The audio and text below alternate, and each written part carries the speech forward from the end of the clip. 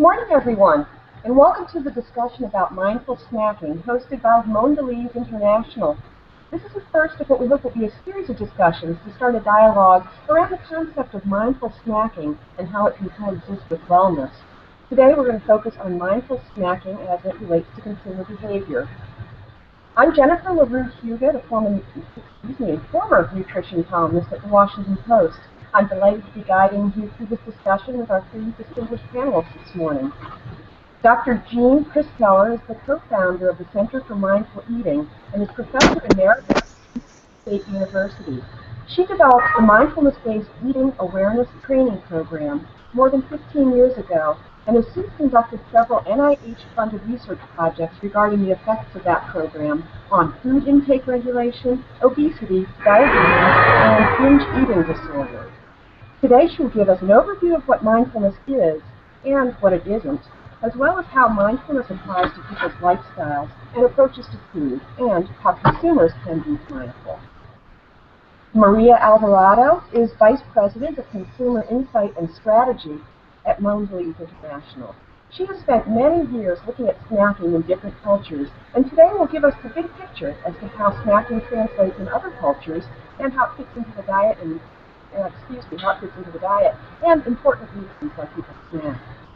Our third panelist, Dr. Michelle May, is a mindful eating expert and former family physician who founded the Am I Hungry mindful eating programs. She is also the author of Eat What You Love What You Eat, How to Break Your Eat, Repent, Repeat cycle, and other books. Today, Dr. May is going to talk with us about how consumers can move from awareness to action when it comes to mindful snacking, and offer a few strategies for incorporating the practice into daily routines. Throughout today's discussion, we encourage you to submit questions through the Q&A function on the right side of your screen. We will make time to answer those questions toward the end of the hour. So, without further ado, I'll kick the discussion off with Dr. Jean Kristeller. Hi. Hi. Hi. Good morning. So let's get started. What exactly is mindfulness, and where does it originate from? Well, mindfulness is a quality of deliberately directing attention without judgment toward whatever is important to you in the moment. Noticing your thoughts and feelings during those moments of observation. And it's a very powerful way to take control of your reactions rather than feeling compelled or overwhelmed by those experiences. It often involves awareness of the breath, simply because that's a neutral, gentle experience that allows us to then observe those other thoughts and feelings that may be coming up at the same time. At a simple level, it could be simply gently appreciating how beautiful the trees are at the moment in your backyard without immediately worrying about how you're going to rake them all up. And in a more challenging arena, other research we did with people with serious anxiety disorders helped them simply observe that they were beginning to become anxious, observe those feelings, observe those thoughts, and turn off the panic. Now, the anxiety didn't completely go away, but it stayed more in balance and at a level they could manage. So it's an important quality we all have the capacity for. We all have the capacity to utilize. And it can be cultivated through fairly simple practice. We've taken the concept, the construct from Buddhist psychology, which is really pretty amazing. This several thousand-year-old concept is now being integrated into contemporary Western psychology. Very good. Thank you. As you just noted, the concept of mindfulness seems to be getting more popular. Can you share any thoughts on why that may be, and is there any scientific research to support the concept? Well, what we are finding is that it's really highly applicable to this area of eating experience. Eating is something we all do, we all have to do, and it's surprisingly complex. research by my colleague Brian Wansik has identified we make 200 to 300 decisions a day about our eating, and most of those are made pretty unconsciously. They're very, very determined by habit, by patterns we've had for a long, long time. And when we don't stop and observe what's going on around them, we can end up feeling that it's a constant struggle. What we found is that when people can learn to use mindfulness to cultivate it at a high quality of awareness, that they can actually shift the brain structure and brain processing to reconnect more complex patterns in the brain and balance those highly conditioned patterns that we all, in fact, do have. And the result of that is feeling less controlled by those conditioned patterns. They don't magically necessarily disappear, but in my experience, that they actually are softened. The strength of them goes down as you bring that quality of mindfulness to them in the moment. And people are often really surprised by how quickly that can happen.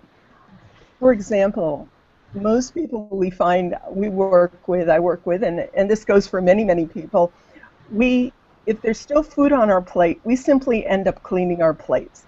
And that may be even when we're very, very full, but the food is still there. And the thought comes up of it's going to waste. Children are starving someplace, and it's really morally wrong for us not to leave that food, not to eat all that food. And that's something we were often taught as children.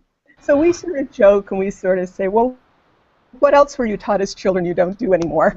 And people chuckle and realize they do have lots of choices to make at that moment. And that is very empowering. But it just takes that moment of stopping, pausing, observing what you've gotten caught up in, and you don't actually need to do that anymore. Wow, that's powerful. I imagine there are a lot of myths and misunderstandings about mindfulness. Now that we're clear on what mindfulness is, can you talk a little bit about what mindfulness is not? One common perception is that mindfulness involves a great deal of meditation practice, and that you have to practice this for years to become good enough.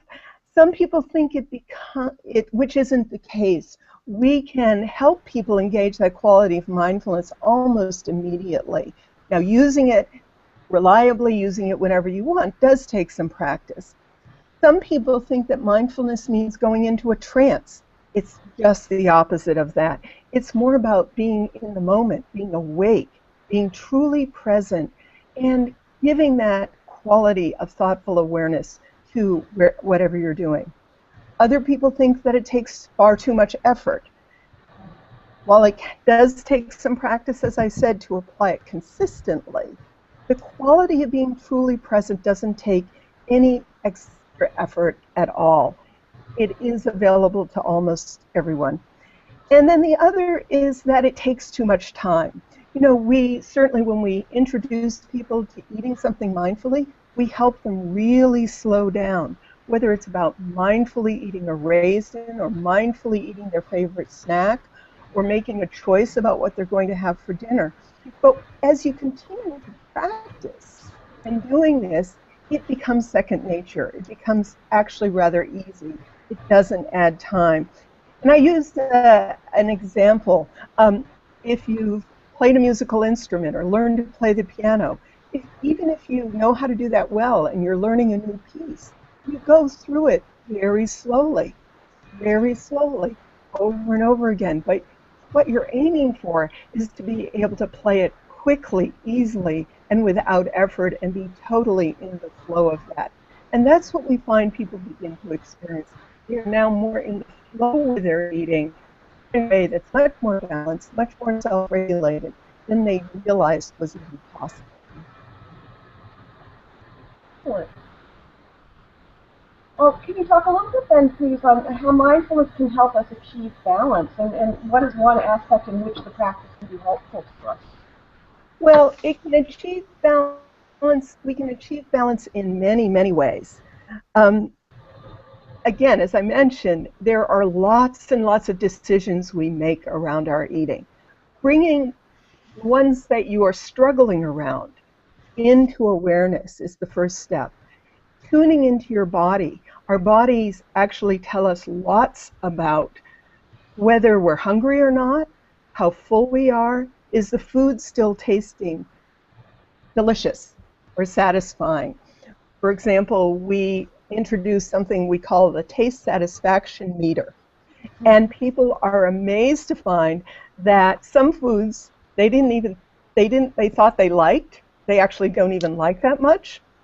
And other foods, after they've had the first few bites of them, that little meter that may have shot way up to the top almost has started to drop. And by the fourth, fifth, sixth bite, it's actually dropped fairly well down, and they're not really enjoying what they're eating, and that's a huge awakening for them. And if they were to keep on eating, that pleasure simply isn't going to come back, and that's a very powerful realization. So learning to connect to those internal signals in our bodies, and then also learning, like my example of cleaning your plate, what are some of those other habits, those thoughts, those feelings that they didn't even realize were there, that were propelling them forward. So the snack shows up in the office break room, and of course they have to go get some. And then it's brownies, and they really like brownies, so they're going to go back for the second or third without even realizing they don't really need it or want it, and they're not enjoying it anymore. Or they've got a really long afternoon of meetings, and they are going to get hungry about 3 or 4 o'clock in the afternoon.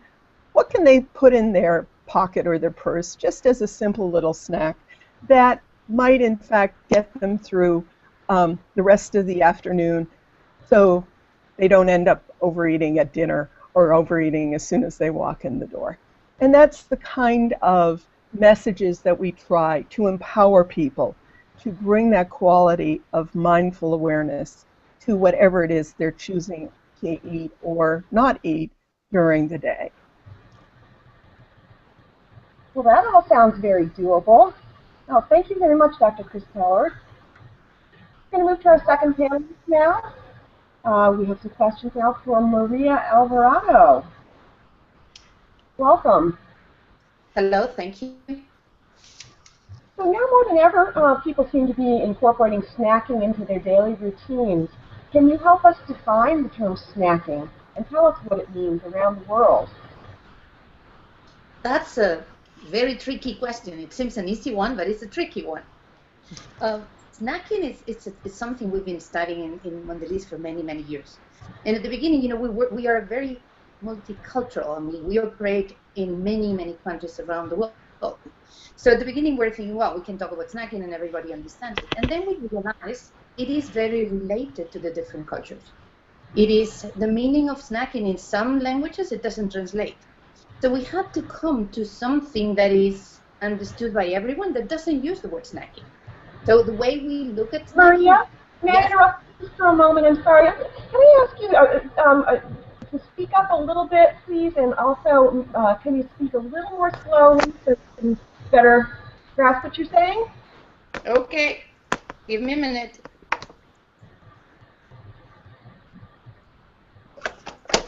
Yeah.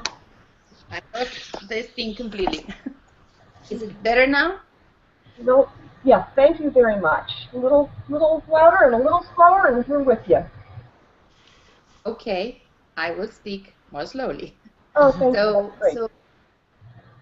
So what I was saying is that the meaning of the word snacking is different across cultures. And basically what we came to is to create our own definition. So for us at Mondelez, snacking is any food or beverage that people eat between meals or use to replace what they call a proper meal. And you could see that in that definition, there's a lot of cultural bias. What a proper meal is, depending on the culture in which you've been raised, I mean, Jean was talking about how you've been conditioned. Some of us have been conditioned to eat everything we have on our plates. And that is very different across different cultures.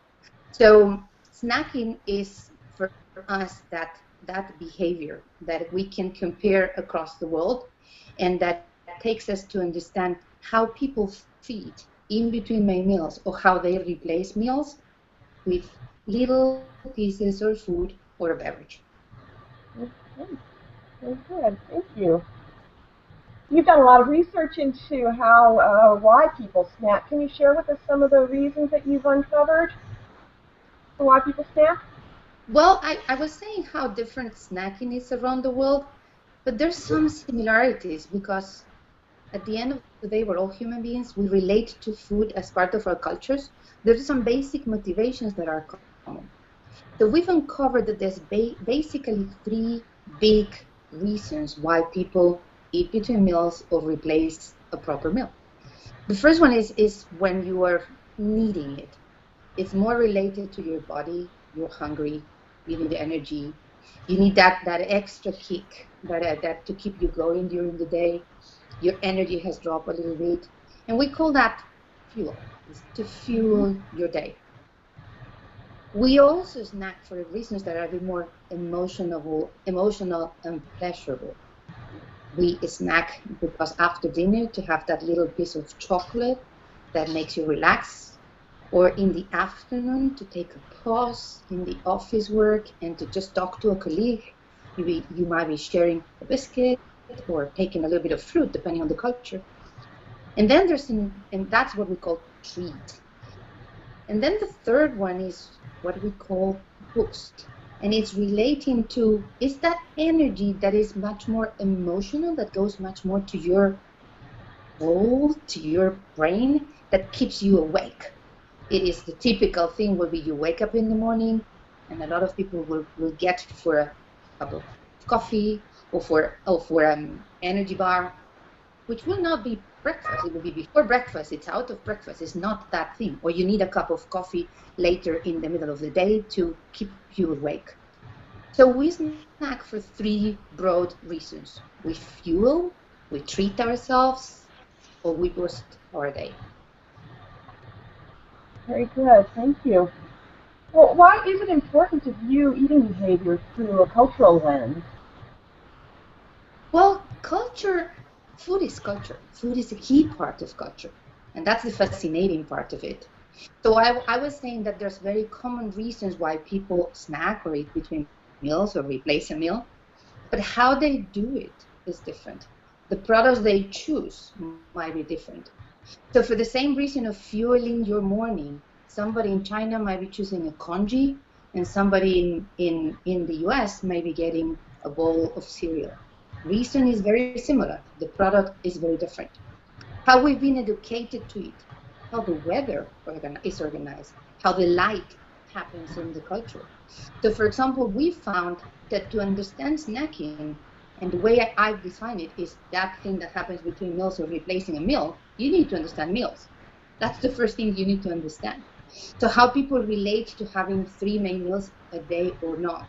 For example, we know that at the global level, if I give you a global average, there's 2.8 main meals that are consumed by people around the world. Some cultures, when you ask them how many main meals did you have yesterday, there's a few cultures that will tell you 4. In some parts of Latin America, for example, what they call merienda, or an afternoon snack, it's considered as a main meal. In other cultures, they just go with barely 2. Of course, it's related to how developed the country is, to urbanization. Can you still hear me? Yes. Thank you. Yes? Yes, we can hear you. Thank you. Okay, I'm sorry. I just got a blank screen. So to understand snacking, I was saying you need to understand main meals. In India, for example, main dinner is extremely late. It tends to happen around 10 p.m. So we're not going to find a lot of evening snacking after that. While in other cultures, people have dinner at 6. So there's a lot of evening snacking there. So you need to understand how these things relate. You need to understand how the different cultures may have the same needs, but they are operating in a different moment, in a different time of the day, in a different frame. it's essential to understand this behavior. Good.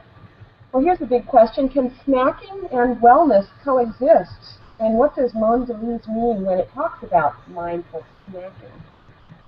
It's curious because when we've done our research, and we've done, I will say, more than 50,000 in-depth interviews with people all around the world, and we asked them about thousands and thousands of snacking moments, but we also have been looking at different behavioral patterns, and we've done some consumer segmentation. And we found in some cultures, and at the beginning we're surprised because we're, look at numbers. And you first look at numbers and you find that in this particular culture, the people that have the highest number of snacking occasions were the people with the lowest BMI. And we're very surprised. So we're thinking, what's going on here? It's counterintuitive. And I guess it's always going back to the meaning of the word snacking. If you think that the word snacking is just having that simple meaning, you will say it cannot be true. But when I tell you that we mean snacking, eating between meals or replacing a meal, we found that there's a way of behaving where people think that if you eat 5 times a day, it's healthier, it's better.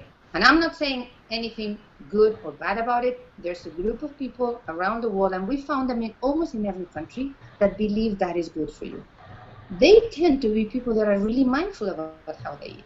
So not only they are careful about eating 5 times a day, but they're extremely careful about what they eat, how they do it. And therefore, they have a very, very balanced, healthy lifestyle. We also found that when people really have a good attention to their main meals, their snacking behavior is much more mindful or controlled.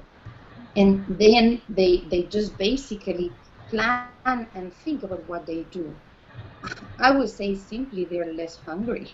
So if you eat proper 3 meals, what happens then is your eating in between moments tend to be feeding in, as I said, a bit of fuel here, a bit of a treat there, a moment of pleasure with friends, a moment of pleasure with your family, but it's more mindful. So the long answer to your question is yes, you can be mindful and you can eat between meals. It's about how you do it and how you integrate it. Thank you so much. I guess it's all about the balance. Well, thank you, Maria. We're going to move on in just a moment to Dr. Michelle May, but before I do that, I'd just like to remind participants that we are accepting questions. On the right side of your screen, you can submit a question for any of our panelists, and you don't need to worry about to whom to direct it. We'll send it to the right person if you just want to submit a question. So, on to Dr. Michelle May. Dr. May, do you mind if I call you Michelle? Please. Thank you. We've heard a lot about mindfulness and some interesting insights around snacking. Can you tell us a little bit more about how people can be more mindful when snacking and eating in general? Well, snacking mindfully is really about awareness of the present moment without judgment, which is really important. So I think that mindful eating, mindful snacking goes way beyond just the simple elements of touching our food, smelling our food, tasting our food, and savoring it. Mindful snacking is about the entire decision-making process that goes into eating that Maria alluded to. Thank you. So can you tell us some of the other elements that people should consider when they're deciding to snack mindfully? I think why you're eating affects every single decision that follows. So whenever you feel like eating, if you can pause for just a moment and ask, am I hungry? Then, if you are hungry, you can choose what and how much you eat with the intention of feeling better when you're done eating than you did when you started. Do we have a screen problem? Because I'm seeing Jean on my screen, not me. Is that correct? I think that everything's okay. Okay, perfect. Thank you. All right. So I was saying, Jennifer, that, am I hungry? Asking the question, am I hungry, I think is a really good starting place for people. And I think Maria really touched on why that might be important. So when we ask the question, am I hungry, essentially what we're doing is we are checking our fuel gauge. So the internal dialogue is something like, if you were driving down the freeway and you saw a gas station sign and you thought to yourself, well, I wonder if I need to pull off and fill up. The next thing you do is check your fuel gauge, and that's really what asking the question, am I hungry, is all about. Do I need this, or do I just want this, or is there a combination of want and need? That helps us focus on eating to refuel our bodies. Oh, that makes all kinds of sense. Thank you. Well, how can asking these kind of questions and being mindful while we are eating lead to better health overall? I think a big part of the problem that we have is that when we're eating mindlessly in response to triggers other than hunger, we tend to choose foods that are maybe highly palatable or comfort foods, and we tend to eat them in a way that doesn't bring us pleasure. So it's ironic that oftentimes we're eating for pleasure, or we think that we want that moment of pleasure, but then we're eating so fast that we don't actually experience that pleasure at all. So I think when we are reaching for a snack because we're actually tired or thirsty, or maybe we're stressed or we're bored, we're going to get a bit of temporary distraction or maybe a bit of temporary pleasure, but because it's not really the need that we need to be meeting at that time, we have to keep redosing ourselves to get the same effects that we were looking for. So I think the other problem that people get trapped into is that if you start eating not because you're hungry but for some other reason, then how do you know when to stop? And so as Jean was talking about the habit of cleaning our plate or finishing all of our dinner to earn dessert, there's not really an internal stopping signal at that point. We're stopping simply because the food is gone. Whereas when we're hungry when we start eating, and we're eating with the intention of feeling better, we're more likely to leave food on our plate or leave food in the bag because it's not about finishing it off, but it's really about eating so that I feel better. Excellent. Well, how do we move from this awareness that we're developing of mindful snacking to actually instilling mindful eating behaviors? I love this. I love this simple definition of mindful snacking as eating with intention and attention, which is really just purpose and awareness. So when you start by asking, why am I eating in the first place, and then bring your full awareness to the experience of eating, you'll actually experience more pleasure and satisfaction with your snacks and meals. So by learning mindful eating simple techniques, you really can create a strategy for understanding why you want to eat, when you want to eat, and then choosing snacks that help you fill that little void in the middle of the afternoon when you're hungry, so that you don't end up coming to that next meal on a completely empty fuel tank and then overeating at that point. Ultimately, it's really about making conscious decisions about why we do what we do, so that we're not just on autopilot all the time. We are on autopilot so much more than we should be. Huh? Yeah. You provide some great insight on awareness and incorporating mindful snacking in our own lives. How can we take this to the general public then? How can the general public as a whole simply embrace mindful snacking? Personally, I think this focus on what's good food and what's bad food is really leading us astray. I think that ultimately we really need to move away from this bad and good definition. I like to think of snacking and mindful eating as a way of providing fuel to my body and pleasure to my life. So if we can embrace concepts, very simple nutrition concepts like balance, variety, and moderation, then we can balance eating for nourishment and eating for enjoyment. I think that ultimately the solution to the problems that affect many westernized cultures is to learn how to love food more, not less. Oh, I love that. I love that statement. Thank you. Oh, thank you for all of that. I think we're ready to move on to the Q&A session of our time together here today. And we actually do have our first question, and this is for Jean Kristeller. The question is, what is the relationship between mindful snacking and purchasing, and can you be mindful while grocery shopping? Dr. Kristeller?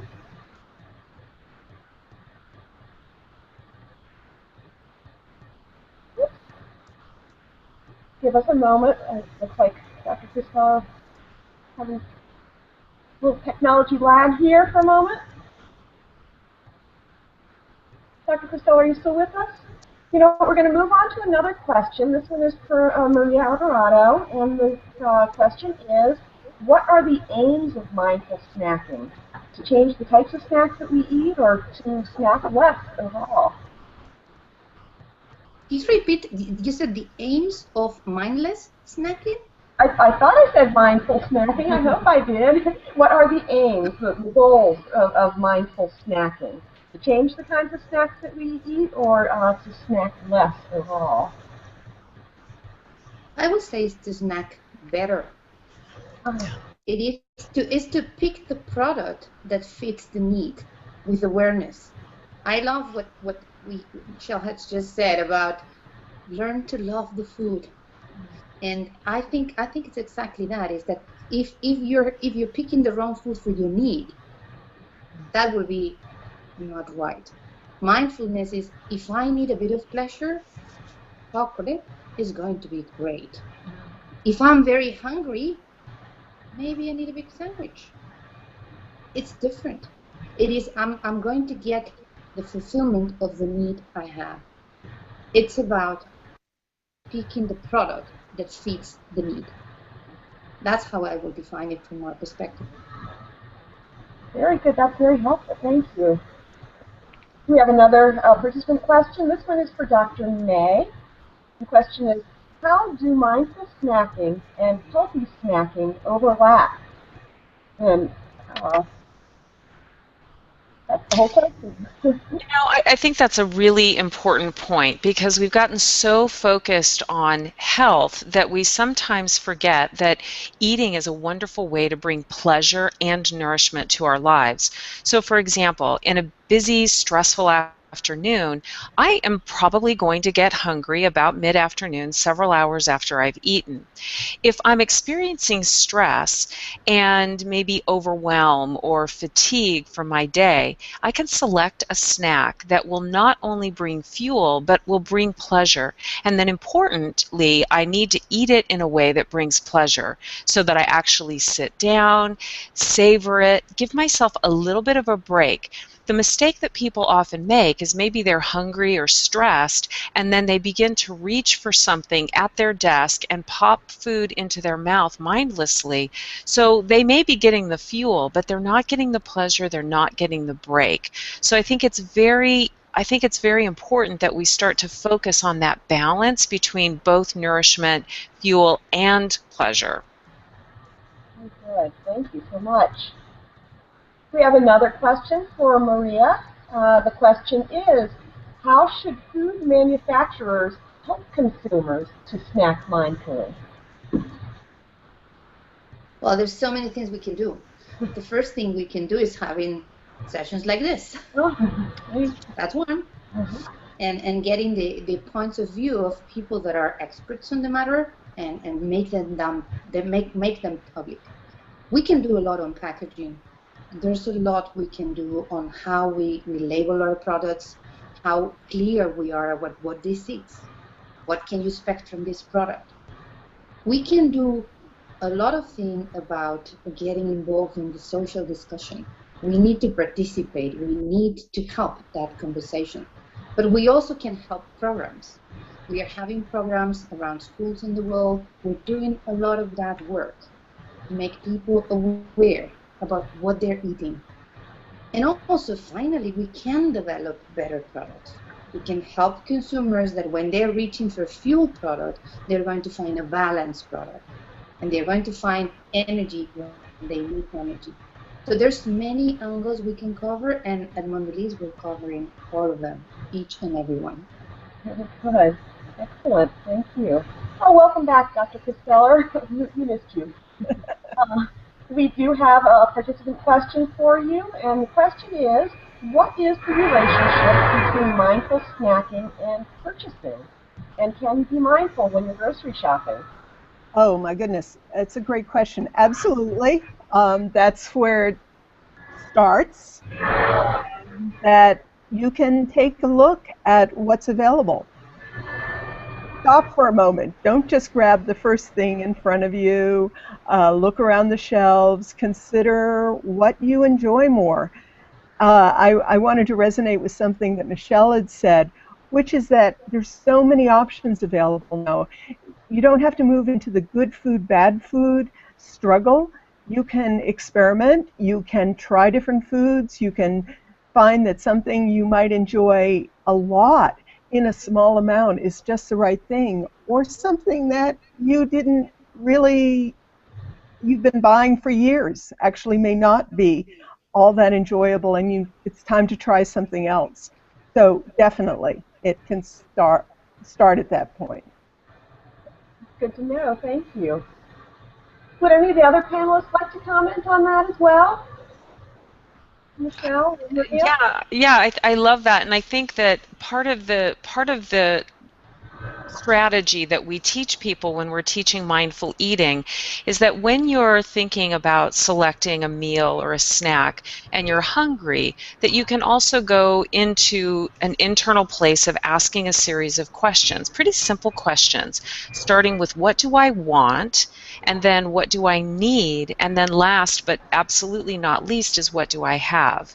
So the question, what do I want, is about paying attention to what would taste good to me, what would be satisfying to me, because satiety is not just physical fullness, it's not just a full tank, but satiety comes from enjoying our food.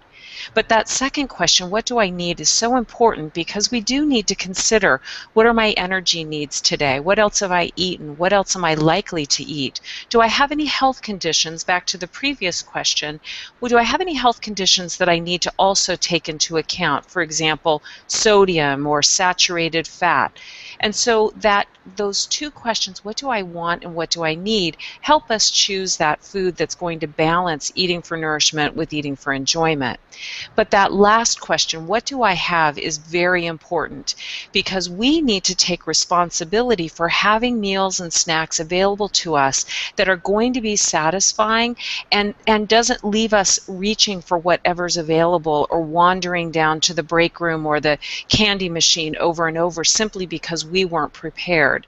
By preparing meals, learning cooking techniques, having convenient foods that are a great balance of delicious and nutritious, we can make choices that really serve us.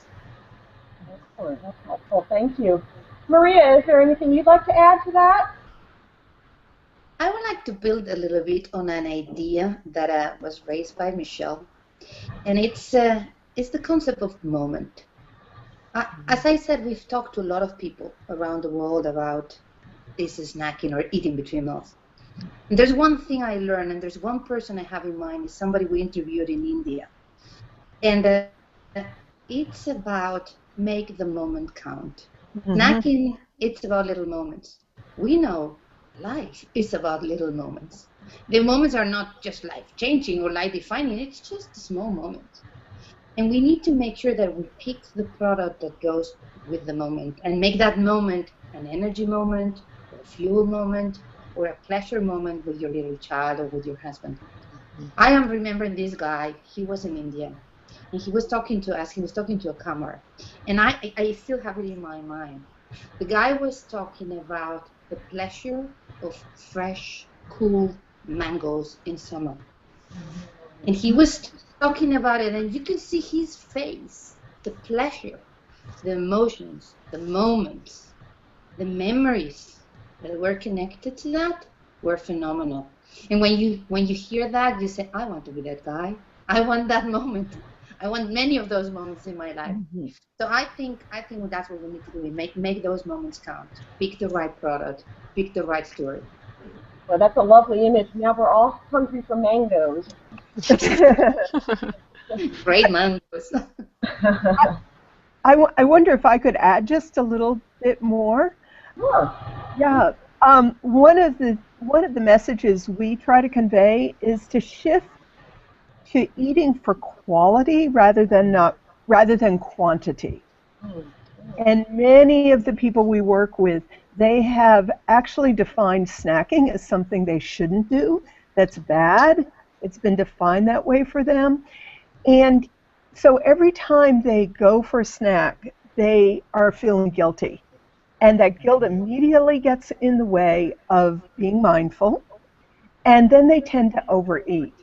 And I think this goes along with everything else that's been said, that choosing, I love the mango example, but choosing exactly what you want and really savoring it and getting the pleasure from the moment rather than from the amount that you're eating. One of the other implications of that is a lot of people we work with are very limited in terms of their finances. And it's this idea for them that they actually can get more value from the smaller amounts, maybe investing a little bit more in what they choose. But if it's a small amount, it's actually they're going to come out ahead in terms of what they're spending. So again, the word balance is a great one to keep in mind there. That's a great point. Thank you. Another question from our participants. This one is for Dr. May. Question is, when asking ourselves if we are hungry, shouldn't we start by drinking water, as people confuse hunger with thirst? And then, if we're still hungry, the question of want or need applies. It's true that oftentimes people are actually thirsty and not hungry.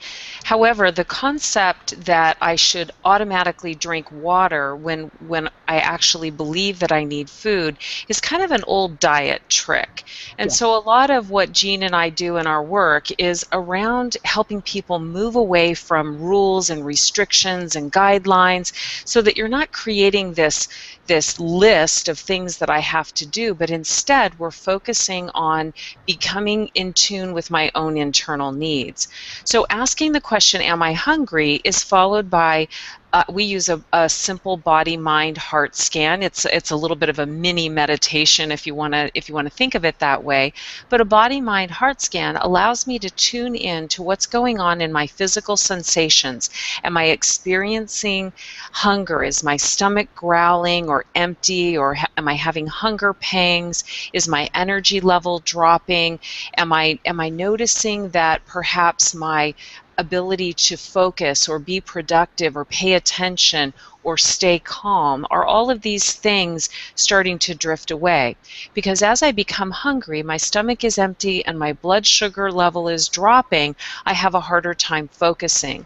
Those symptoms, when we become practiced at paying attention and looking for those are not symptoms of thirst. And so partly this idea that first drink water or take a walk or do something else. Instead, what we really can do is learn how to tune in and pay attention to what's happening in our own bodies with the intention of identifying what my true need is in that moment. That's very helpful, and we used the word empowering earlier today. That's a very empowering thought. I have another question. This one is for Jean Kristeller. The question is, what are environmental drivers for snacking?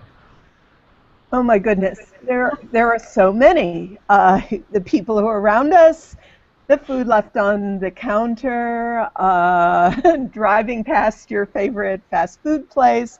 Well, I'm not that hungry. Oh, I'm just going to get some French fries. And again, we try very hard not to say this is black and white, yes or no. It's more take a moment and stop and think, is this something I really want? Am I enjoying it? I'm going to give a personal example. Some time ago, I was driving past a soft serve ice cream place in town.